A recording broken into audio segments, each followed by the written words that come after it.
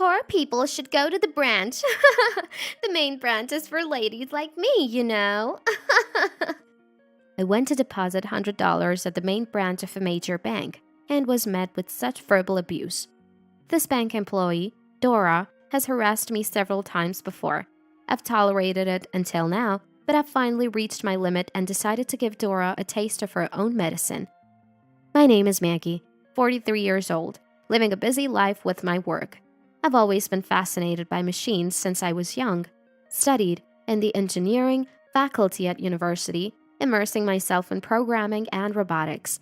The engineering faculty was overwhelmingly male-dominated, and being a woman in such a field was often seen as unusual. But I was so engrossed in my studies that it didn't bother me. After graduation, I joined a private company and have gained various experiences leading to where I am now. Currently, the company I work for is facing its biggest crisis ever, a severe labor shortage. Originally, we were a small team, never with much leeway, but business suddenly grew and we found ourselves drastically understaffed. Moreover, a key male employee who had been a pillar of the company resigned due to sudden illness. His departure was a significant blow as he was capable of handling a vast amount of work in a short time. We're urgently recruiting new talent, but we can't just hire anyone. We're conducting proper recruitment tests, so it will be a while before new forces join us. I keep telling myself to endure it until then, but everyone, including myself, is exhausted from the overtime work. I'm not as young as I used to be, and lately I've been feeling the strain. And amidst all this, I encountered an unbelievable person at the main branch of a major bank, a bank employee named Dora. I met Dora about a month ago, in April. I had business at the bank and stopped by the main branch. As I was walking to use the ATM, I accidentally bumped into Dora. It was just a light brush of arms, but I immediately apologized. "Are you okay? I'm sorry." But then Dora snapped. Huh? You bump into me and then ask if I'm okay? I admit I wasn't paying enough attention, but her response was so aggressive and rude, it was beyond belief. Hey, isn't it normal to apologize when you've done something wrong? Come on, apologize, Dora said arrogantly, crossing her arms and glaring at me. Even though I had apologized immediately after our slight collision, I was struck by the thought that her attitude towards a customer was just too terrible. Not wanting to make a scene, I apologized again. Sorry for bumping into you." But Dora just sneered at me. Wow, you really apologized. The poor people have no pride. I was infuriated by her condescending attitude. Considering how she mocked a customer over a minor bump, I thought her behavior was far too inappropriate for a bank employee and was about to complain when Jeffrey, the manager of the main branch, appeared. "Mrs. Fisher, did Dora do something to you?" Jeffy asked. Dora looked annoyed at Jeffy's arrival, but I explained the situation anyway. Jeffy immediately apologized after hearing my side. "I am terribly sorry for what happened. I will make sure to properly guide her. Dora, apologize now." Despite her defiant attitude, Dora couldn't defy her manager and reluctantly apologized. "I am very sorry," in a barely audible voice. It was clear she wasn't truly remorseful, which only fueled my anger further, but I decided to let it go since it all started from a trivial incident. However, the story didn't end there. A week later, I had to visit the bank's main branch again for a different business. Remembering Dora, I was filled with a desire not to meet her, but as soon as I entered, there she was. She hadn't forgotten me either. It's that lady who bumped into me," she exclaimed rudely. "Hey, I got scolded by Jeffy because of you. Take responsibility." Responsibility? When you were also at fault? I thought as the situation turned troublesome again. Hearing Dora's loud voice, Jeffy appeared once more. "I apologize again for my employee's rudeness. Dora, go over there," he said, sending her away. After finishing my business, I was curious about Dora, so I asked Jeffy, "Why does Dora behave so badly?" That's a bit of a complicated issue," Jeffy explained, looking quite uncomfortable. "Dora is the daughter of an executive from a company called AI Company. Since joining, she's been under the misconception that she's important, and despite our efforts to educate her, she hasn't changed much." With that attitude, how did she even pass the recruitment exam? When I asked Jeffy for more details, his face fell with weariness. "Actually, it's a classic case of nepotism. Dora's father knows someone in the upper management of our bank. The recruitment test was conducted, but it was just a formality. Her hiring was decided from the start. So that's how it was. Jeffy also believes that Dora is not suitable to be a bank employee, but he can't fire her on his own due to the higher-ups' decisions. I learned further that Dora was academically competent but arrogant, looking down on her classmates throughout her school life. Attending prestigious private schools for both high school and college, her attitude never changed. After quitting her first job post-university and spending time idly, her parents decided to employ her at the bank. Dora, who has been overbearing since her student days, apparently lacks even basic manners. Whenever she deals with customers, she almost always ends up upsetting them, and we can't trust her with any responsibility. Jeffy, lamenting this, looked utterly exhausted. Having such a troublemaker around must be constantly worrying during work hours, and I shudder to think what it would be like if I had someone like that as a subordinate. But if Dora is connected to AI company, maybe I could fight back a little. With these thoughts, I left the bank. Then yesterday, Dora did something incredibly disrespectful to me. I had stopped at a cash-only eatery during lunch and needed to withdraw money from an ATM. I was so tired that I withdrew more than necessary. I realized this only after paying for my meal. Having lost $500 once when I was new to the workforce, I have since been reluctant to carry much cash. I wanted to redeposit the excess, but time constraints made it difficult. Later that afternoon, I had another errand at the bank, so I decided to deposit the money then. I dreaded encountering Dora again, but didn't want the hassle of making extra trips. Fortunately, Dora wasn't at the ATM, but it was unusually busy that day. The counter was free, and to my relief, Dora wasn't there either. As I was taking out my wallet, which contained $200 bills and a few tens, I usually carry between $100 and $150. Just as I was about to deposit a $100 bill, Ah, what's this? I heard a familiar mocking voice. I turned in shock to see Dora approaching, reeking of strong perfume and in a strangely cheerful mood. Just came back from a long lunch, and look what I found. Interesting stuff? Sensing the ominous atmosphere, other bank employees told Dora to leave, but she ignored them and shockingly tore my $100 bill to pieces. The onlookers were speechless at her outrageous behavior.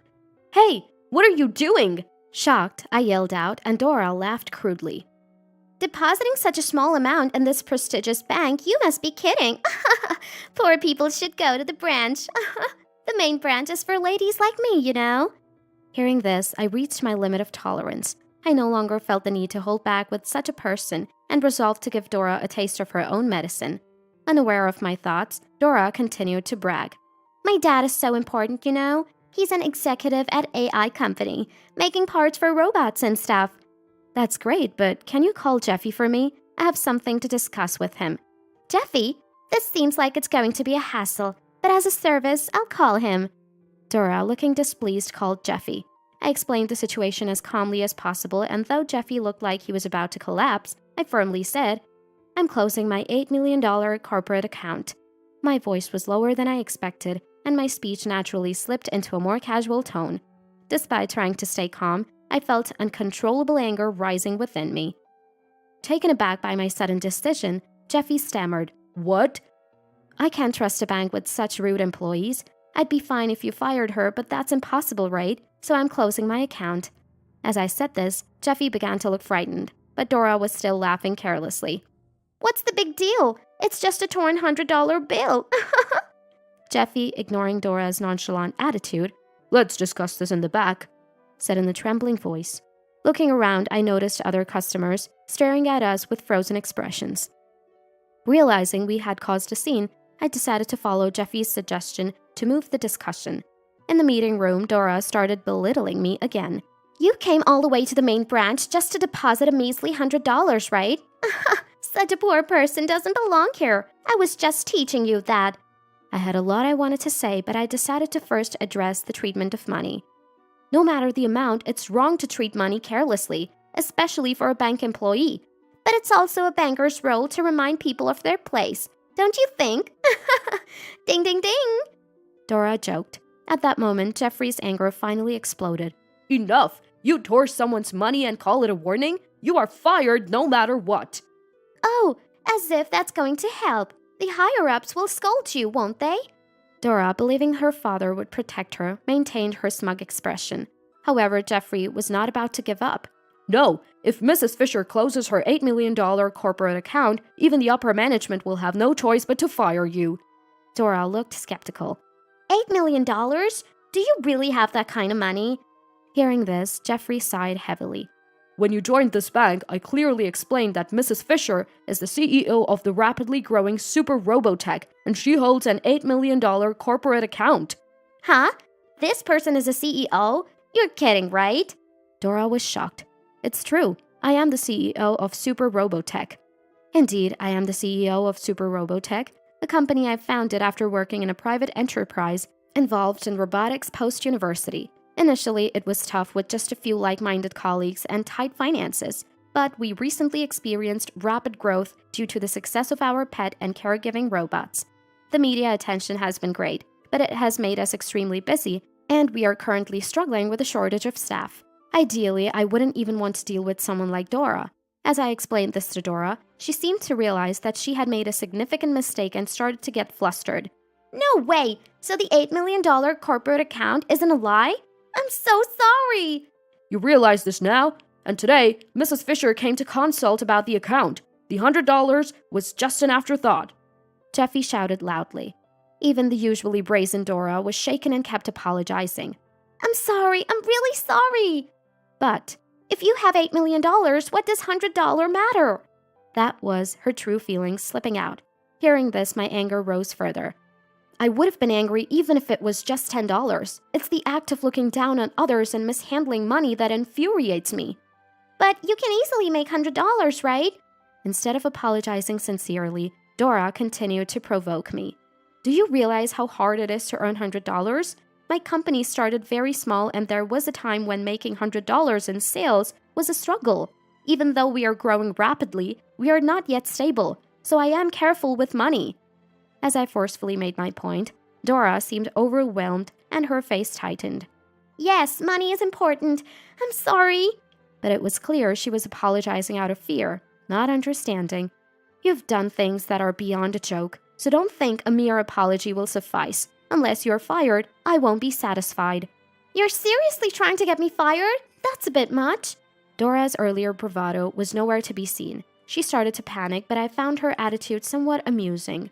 You're an executive's daughter, right? Your family is wealthy, so even if you get fired, you shouldn't have financial troubles. No, that's not it. I have my own issues. Dora interrupted me, waving her hands frantically.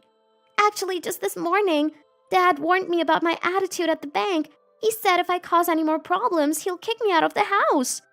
Actually, I felt I had to do something, so I contacted Dora's father, Jeffy added. Dora glared at him as if to say he had done something unnecessary. Don't look at me like that. Haven't you always caused trouble for your parents since you were a child? This was bound to happen. Dora looked down as I spoke to her sternly. Indeed, my parents have always been worried about my bad attitude, and I lied about becoming serious to get this job at the bank. That's why you're being abandoned. I sighed. Suddenly, Dora's face lit up with an idea. If Dad doesn't find out I'm fired, it'll be fine. So everyone, please stick to the same story. I was appalled by her absurd suggestion. I'll pay you if you help me, she offered, thinking money could sway us. However, I wasn't protesting for money and wouldn't remain silent. Instead, I shared this with her. Your father's company, AI Company, does business with my company. I even had a recent opportunity to work with your father, so I've already reported your misconduct. What? Dora was stunned. Your actions are already well known. Why did you tear up the money, especially after your father's warning? Well, I thought I'd get away with it. Just got carried away. Dora struggled to find words. Suspecting she was hiding something, I moved closer and sniffed. The source of the peculiar smell became clear. Have you been drinking? What? Dora's voice pitched high, her shoulders trembling. No way! I would never drink on the job. Lying only worsens your impression, I warned. She finally admitted. Yes, I drank at lunch. Dad threatened to throw me out, and I was under tremendous stress. Drinking during work hours is unprofessional. Your unusual high spirits were due to alcohol, I see. I couldn't help but remark. Dora's face turned as if she was about to cry.